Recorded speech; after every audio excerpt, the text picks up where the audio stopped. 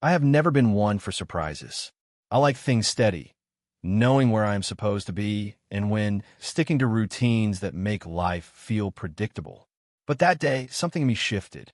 Maybe it was the dull weight of another useless meeting, or maybe it was just one of those gut feelings you get without knowing why. Either way, by noon, I had decided I had enough. I told my boss I was not feeling well, packed up my things, and drove home. Figured I would surprise Claire. Maybe we would grab lunch together, do something spontaneous for once.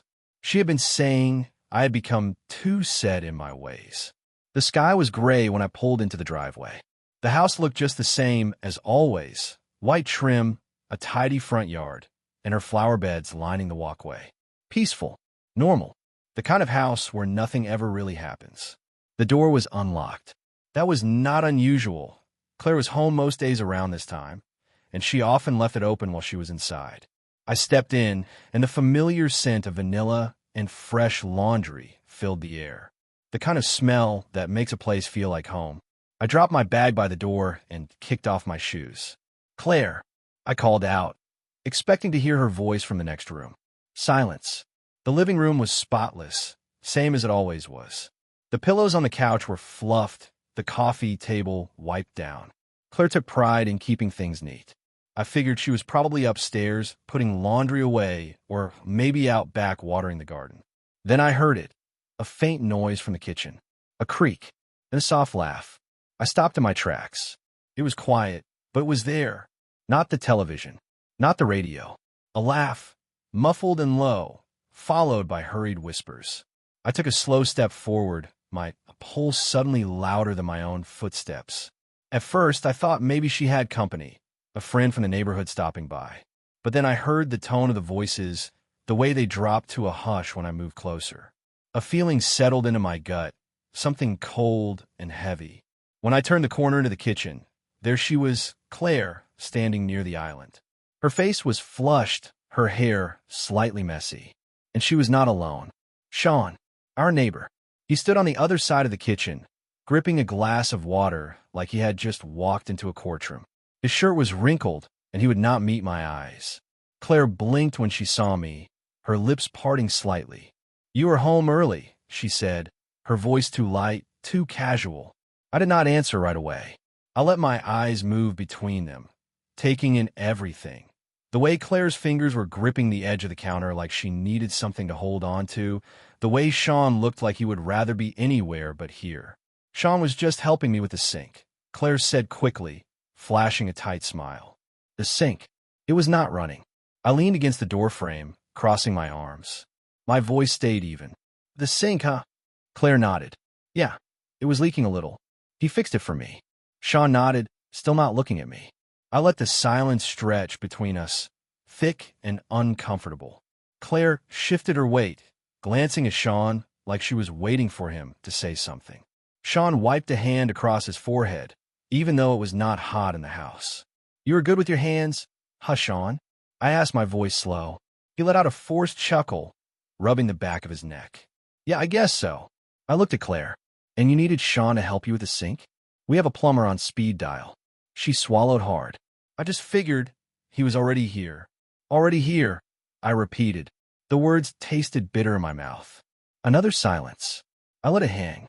Sean exhaled, setting his glass down on the counter. "I should get going," he muttered, already edging toward the back door. "Yeah," I said, my voice colder now. "You should." Claire did not stop him. She just stood there, arms crossed, staring down at the floor. The door clicked shut behind him, and I waited until I saw him disappear across the yard before I turned back to her. "How long has this been going on?" She looked up, eyes wide. "Nothing is going on." I laughed, not because it was funny, but because it was the only thing keeping my anger from boiling over. Right, because neighbors always stop by to fix things when their shirts are wrinkled and their hands are shaking. She shook her head. "You are reading too much into this." I stepped closer, lowering my voice. "Then show me." "Show you what?" "The sink." She hesitated, her throat bobbing as she swallowed. "What?" I pointed. "If Sean was here to fix the sink, show me what was wrong with it."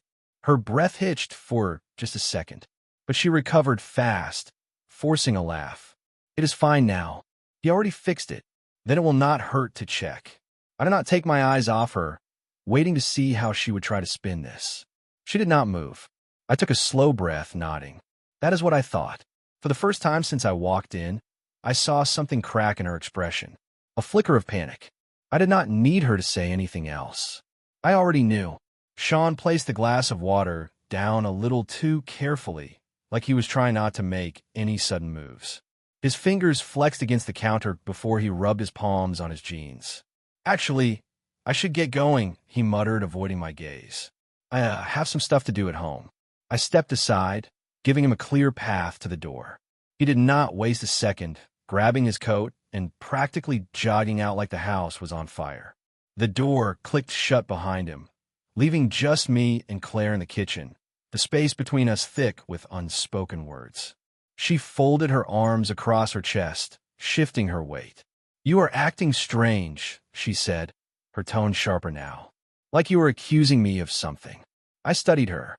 The way she would not hold my gaze, the way her fingers fidgeted at the hem of her shirt, how her breathing was just a little too controlled.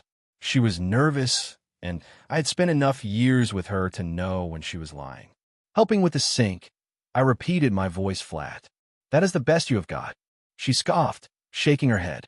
I do not know what you are getting at, but you're way off base. Sean has been our neighbor for years. He has helped us with things before. Right, I said, but he has never looked like he was about to faint when I walked into the room. Her lips parted slightly, but nothing came out. I could see her mind working, scrambling to come up with something that would make this all go away. Maybe because you barged in here like a lunatic, she finally said, her voice rising. You made him uncomfortable. And now you're standing here, grilling me like I have done something wrong. I exhaled, slow and steady. Claire, I said, quieter now. If this was innocent, you would not be acting like this. She blinked rapidly, her jaw tightening. I cannot believe you do not trust me. I did not answer right away, because the thing was, I had trusted her. I had never even considered the idea that she would lie to me. But now I was watching it happen in real time. I turned and walked out of the kitchen, not wanting to hear another excuse. She followed close behind, her voice trailing me. Where are you going? I need some air, I said, grabbing my car keys from the table. I heard her take a shaky breath, like she was about to say something else, but I did not give her the chance. I walked out, the cool air hitting me like a slap. I got into the car, but did not start it. Instead, I sat there, gripping the steering wheel, trying to make sense of what had just happened. I wanted to believe her. I wanted to tell myself I was being paranoid. But the way Sean had bolted out of there, the way Claire had fumbled over her words, it did not sit right. I pulled out my phone, my thumb hovering over the screen. I was not the type to go through my wife's stuff. It was not who I was. But something inside me whispered, check. I went to our call log. Sean's name was there, twice in the past week. The first was Wednesday afternoon when I had been stuck at work.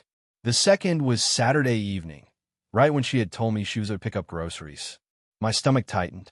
I tapped into her text messages, scrolling through the familiar names until I found Sean's buried in between her family and friends. There were not a ton of messages, but the ones that were there told me enough. Thanks for the other night. I needed that. Can't stop thinking about you. He does not suspect anything. The last one was from 2 days ago, sent late at night, while I'd been upstairs sleeping. I leaned my head back against the seat, closing my eyes. I had been played. For how long? Had it been weeks? Months? Had I been eating dinner with my wife, laughing with her, sleeping beside her while she sent messages like this? I did not know if I wanted to throw up or punch something. But one thing was for sure. I cannot just sit here. I shoved my phone into my pocket and got out of the car, walking back toward the house. Inside, Claire was sitting on the couch, curled up like she was trying to disappear into herself. She looked up when I walked in, her eyes red. Where did you go? She asked, her voice barely above a whisper. I did not answer. I just pulled out my phone and turned the screen toward her, showing her the messages. The color drained from her face. Say something, I said, my voice even controlled. Her mouth opened, but no sound came out. Do not bother lying, I said. I saw everything. Tears welled up in her eyes. It is not what you think. I let out a humorless laugh. Do you really expect me to believe that? She shook her head, wiping at her face. Save it. I cut her off. Just tell me the truth. She hesitated, and I could see the war happening in her head. But I already knew, and this was just the beginning. She wiped her face with trembling hands, her breath coming in sharp, uneven gasps. I can explain, she said, her voice barely holding together. I crossed my arms, keeping my stance firm. Then explain, I said. Tell me why my wife has been sneaking around with our neighbor and lying straight to my face. For a long moment, she just looked at me, like she was deciding whether to keep lying or finally admit the truth. But instead of answering, she broke. She slumped onto the couch, covering her face with her hands as sobs racked her body. If this had been a year ago, maybe even a month ago, I would have gone to her. I would have pulled her into my arms, held her, told her it was okay, that we could fix whatever was wrong. But not this time. This time, I just stood there, staring at the wreckage she had created, waiting for her to admit to it. Finally, she lifted her head. Her face was blotchy, her mascara smudged, and she looked exhausted, like someone who had finally run out of ways to cover their tracks.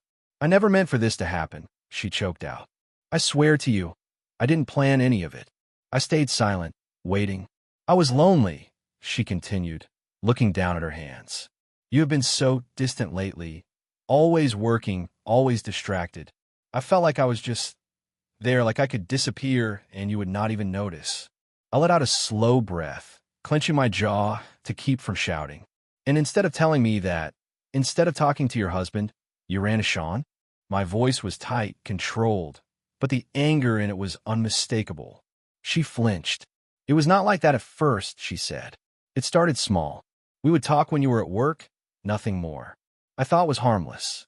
Harmless, I scoffed, pulling my phone from my pocket. I held it up, showed her the text I had found.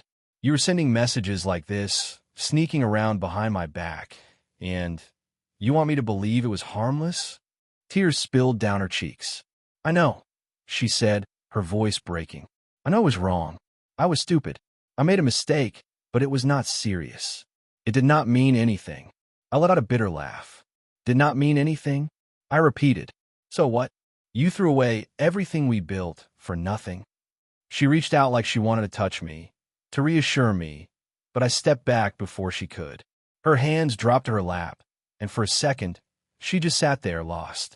I was going to end it, she whispered. I didn't know how. I shook my head. You should have ended it before it even started, I said, my voice low and sharp. You should have come to me instead of him. She nodded, but it was too late for agreeing with me now. How long? I asked, my words like ice. She bit her lip, hesitating. How long, Claire? I repeated, my voice rising. She swallowed hard. 3 months, she admitted, barely above a whisper. 3 months. 90 days of lies. 12 weeks of coming home and pretending everything was fine while she was sneaking around. The weight of it settled deep in my chest, heavier than any rage I had ever felt. I turned away, running a hand through my hair. Every memory I had of the last 3 months felt poisoned. Every dinner, every laugh, every time she kissed me before bed. Had any of it been real? You say it was not serious, I said, my back still to her. But you were willing to risk everything for it. You were willing to risk us. She let out another sob, but I did not turn around. If I looked at her, I was not sure if I would break or explode. I did not want to lose you, she cried. I still love you. Please do not let this be the end of us. I closed my eyes for a long moment, but when I turned back, I was not the same man I had been this morning. I do not know if there's an us to save, Claire. Not after this. Her whole body sagged, like she had finally realized just how deep she had buried herself. She dropped to her knees, her sobs turning into desperate, gasping cries. But I did not feel the urge to comfort her. I turned away, walking down the hall, past the photos on the walls, vacations, birthdays, weddings, all the milestones of a life I thought was unshakable. But now, every smile in those pictures felt like a lie. I stepped into our bedroom and shut the door behind me. The bed we had shared for years was still unmade from this morning, the blankets rumpled, the pillows just slightly out of place. It used to feel like home. Now, it felt like the last place I wanted to be. The bedroom felt suffocating, like I did not belong there anymore. I sat on the edge of the bed, hands gripping my knees, trying to ground myself. 3 months. That was how long she had been lying, deceiving, sneaking around. 3 months of Eric making himself at home in my life while I was too blind to notice. And then, the words that haunted me the most, it did not mean anything. If it meant nothing, why had she risked everything? Why had she gone out of her way to hide it? The betrayal alone was bad enough, but the way she was still trying to downplay it, trying to make it seem like some insignificant mistake, it made my blood boil. Maybe it did mean something. Maybe she just did not want to admit it yet. I stood up and moved toward the window, pulling the curtain back just enough to see outside. Eric was in his driveway, pacing, his phone pressed to his ear. His free hand moved wildly, gesturing as if he was arguing with someone. Maybe Diane. Maybe trying to get their story straight before I confronted him. My jaw clenched, so hard it ached. The urge to storm over there, grab him by the collar, and make him understand exactly what he had done to my life was almost overwhelming. But I knew that would not fix anything. Not yet. First, I needed to understand the full scope of their betrayal. I turned away from the window and grabbed Diane's laptop from the nightstand. She had never been good with passwords, and sure enough, it only took me 2 tries to get in. My fingers hovered over the trackpad for a moment before I opened her email. Most of it was normal: shopping receipts, appointment reminders, newsletters. But then, I found an email from Eric. No subject line. Sent 2 weeks ago. My stomach twisted as I clicked on it. Had a great time last night. Can't stop thinking about you. Let me know when we can do it again. The words blurred for a moment as my pulse pounded in my ears.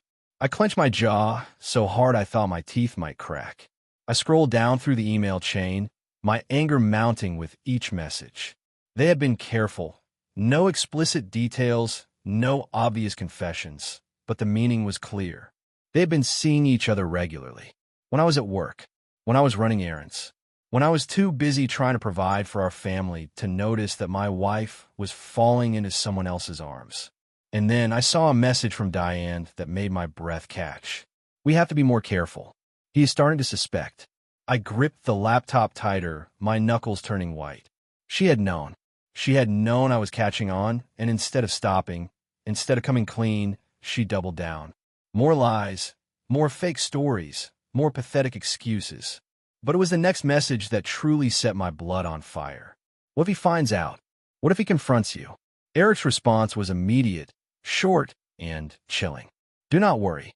I can handle him. I stared at the words for a long time, the meaning sinking in like a lead weight in my chest. Handle me. What exactly did he mean by that? Was he planning to intimidate me? Brush it off? Or was he willing to go even further to protect his secret? My hands were shaking as I closed the laptop. This was no longer just about betrayal. This was about control, about power. Eric thought he had the upper hand, that he could keep Diane under his thumb and brush me aside like I was just some inconvenience. He was wrong. I stood up, my fists clenched at my sides, and walked back into the living room. Diane was still sitting on the couch, her face buried in her hands. She looked up when she heard me, her eyes red and swollen. Did you really think I would not find out everything? I asked, my voice dangerously low. Her lips quivered. What do you mean? She asked, her voice barely above a whisper. I held up the laptop. I read the messages. I said, all of them, including the one where you admitted I was getting suspicious. Her face drained of color. She swayed slightly, as if the weight of her guilt was finally hitting her full force. I did not mean for it to go this far, she stammered. I let out a cold, humorless laugh. You did not mean for it to go this far? But here we are. She stood up, taking a hesitant step toward me. Please, let me explain. Just let me. I held up my hand, stopping her in her tracks. Save it, I said. I have heard enough lies for one day. Her shoulders sagged, and she collapsed back onto the couch, fresh tears spilling down her cheeks. I turned away from her. I already knew what I needed to do. Eric thought he could handle me. He thought I would back down. He had no idea who he was dealing with. I walked toward the front door, my footsteps slow and deliberate. I could hear Diane's soft cries behind me, but they barely registered. The only thing I could focus on was Eric, his smug face, his arrogance, his complete lack of respect for me or my marriage. I did not slam the door on my way out. I closed it carefully, almost gently, because the rage inside me was so controlled, so sharpened, that I did not need to make a scene. Not yet. The cool evening air hit my face as I crossed the street, each step steady, measured. Eric's house loomed in front of me, its porch light casting a soft glow. His car was still parked in the driveway. He was home. Good. I did not hesitate. I pounded on the door, the force rattling the glass. I did not care if his wife was home or if his kids were asleep. None of that mattered now. If he had the audacity to betray me under my own roof, then he could deal with the consequences right in front of his family. The door opened slowly, and there he was, standing in a plain white t-shirt and jeans, barefoot, like he had been ready to settle in for the night. His expression shifted the moment he saw me. First confusion, then realization, and finally panic. He tried to hide it, but it was too late. I had already seen it. I watched her, my expression unreadable, as she struggled to find the words. Words that would not change anything. Words that would not undo what she had done. Diane's hands trembled as she rubbed them together, her breath shallow. It started small, she repeated, her voice barely above a whisper. At first, it was just casual conversations. He would stop by while you were at work. We would talk on the porch, nothing serious. I never thought it would turn into anything else. I shook my head, exhaling sharply. You never thought it would turn into anything else? So what? One day you just accidentally fell into his arms. That is the excuse you are going with. She flinched at my words, but I did not care. She swallowed hard. I was lonely, Jake, she said, her voice cracking. I felt like you were always at work, always preoccupied with everything but us. And Eric, he listened. He made me feel seen. I let out a bitter laugh, leaning back in my chair. So, because I worked hard to provide for us, you decided to find someone else to make you feel seen? I shook my head. That is a new one. Tears welled up in her eyes, but I did not offer her any comfort. She had already drained that well dry. I know it sounds selfish, she admitted, wiping at her face. And it was selfish. I did not go looking for it. I swear I didn't. But then, one day, he stayed longer than usual. We were talking in the kitchen, and he kissed me. I sat up straight, my body tense. And you just let him? She hesitated, her lip trembling. I did not stop him. I should have. I should have pushed him away right then and there. But I didn't. Her words hung in the air like smoke, suffocating me. I leaned forward, my elbows on my knees, my voice calm but firm. And then what? You just decided that one kiss was not enough. She let out a choked sob. It did not happen right away. After that, I avoided him for a while. I felt guilty. I told myself it was a mistake, that it could never happen again. But he kept coming around, checking on me, saying he just wanted to talk. I clenched my fists, forcing myself to stay seated. So, when did you decide to betray me completely?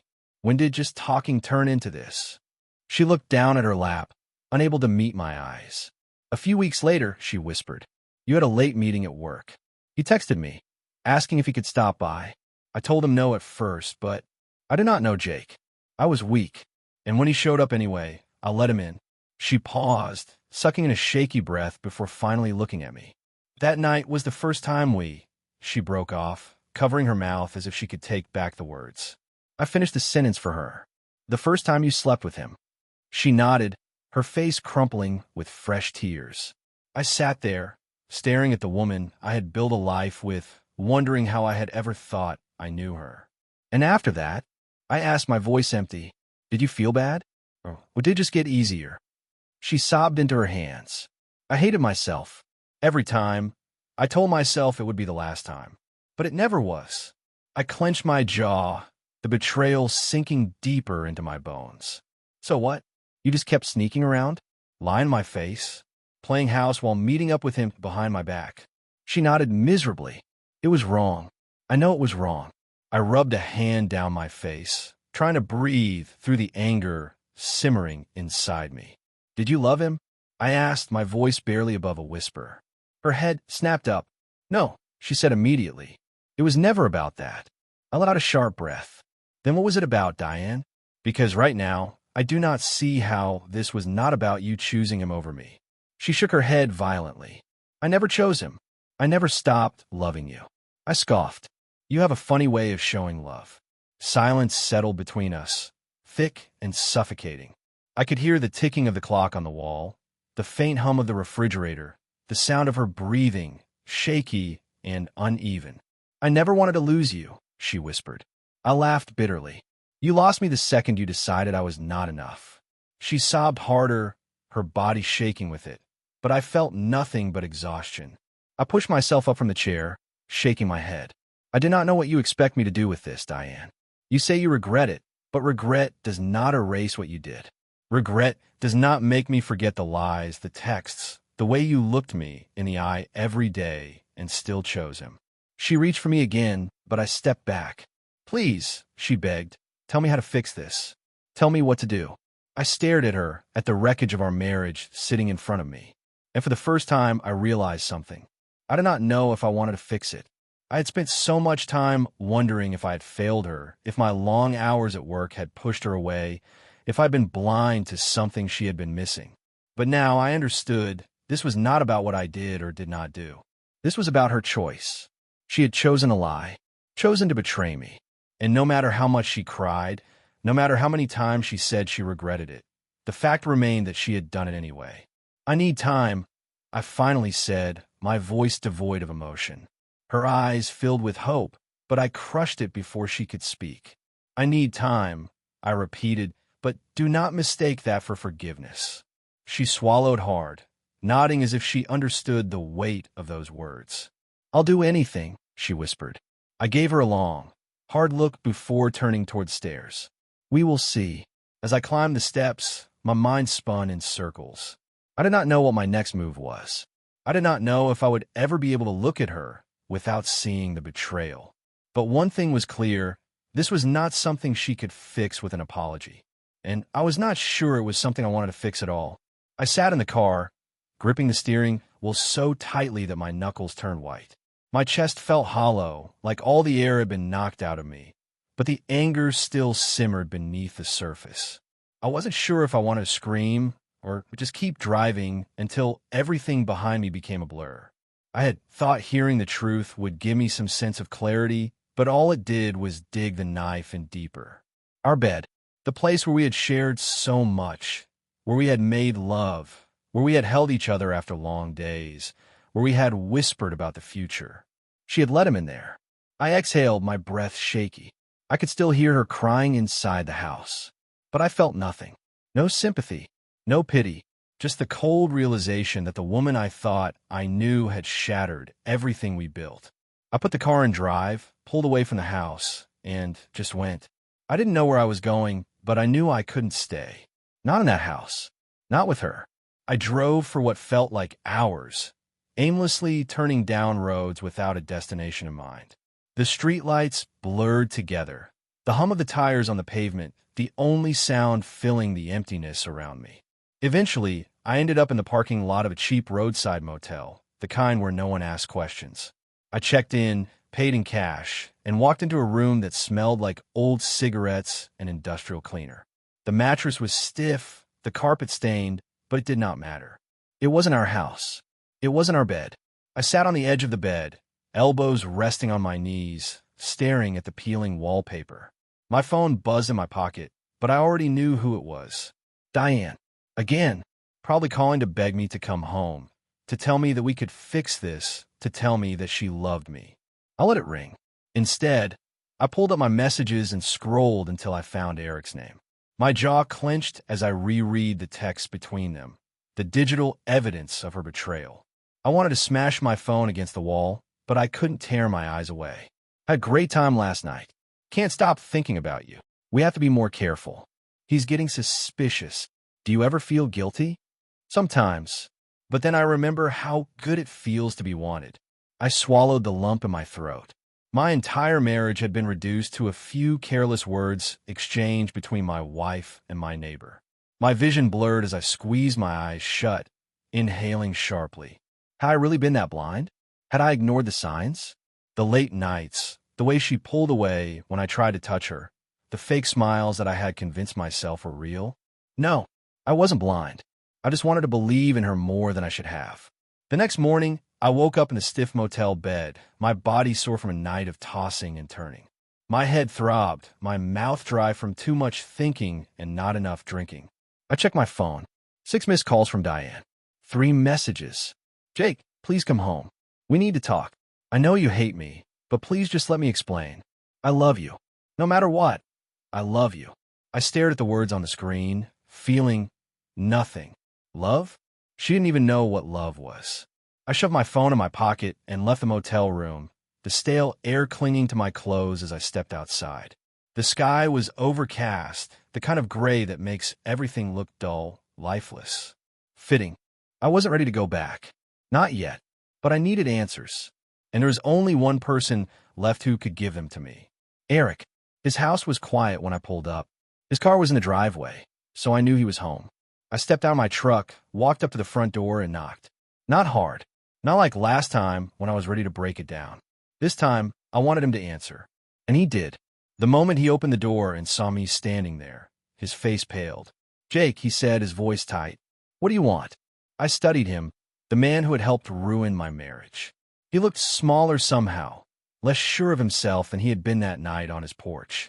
Good. You know why I am here, I said. He swallowed hard, glancing over his shoulder like he was making sure no one else was listening. Look, man, I already told you. Shut up. I cut him off. I'm not here to hear your excuses. I want to know why. Why her? Why me? He exhaled, running a hand through his hair. I don't know, he admitted, and I could tell he was telling the truth. I wish I had a better answer for you, but I don't. It wasn't planned, Jake. It just happened. I clenched my jaw. It just happened. The same pathetic excuse Diane had given me. You could have stopped it, I said. You could have said no. He let out a hollow laugh. Yeah, well, so could she. I wanted to hit him. Every muscle in my body screamed for it. But I didn't. He wasn't worth it. Instead, I took a step closer, my voice dangerously calm. You stay the hell away from her. From my house. From my life. You understand me. He nodded quickly. I will. I swear. I stared at him a moment longer, making sure the fear had really settled in, then turned on my heel and walked away. When I got home, Diane was waiting. She stood in the doorway, arms wrapped around herself like she was trying to hold herself together. You came back, she whispered. I didn't respond. I walked past her, into the house that no longer felt like mine. The walls were the same, the furniture in its place, but everything was different. The air was heavy, thick with the weight of what had been done.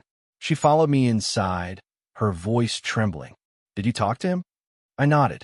And nothing, I said, my tone flat. He is just as pathetic as you. She flinched like I had struck her. Jake, please. I turned to her, finally meeting her eyes. I do not know what I am going to do yet, I admitted. But I know one thing for sure. Things will never be the same. Tears slipped down her cheeks, but I had no more sympathy left to give. She had shattered something between us. And no matter how many times she said she was sorry, no matter how many tears she cried, I didn't know if it could ever be put back together. Some things, once broken, stay broken. And maybe, just maybe, this was one of them.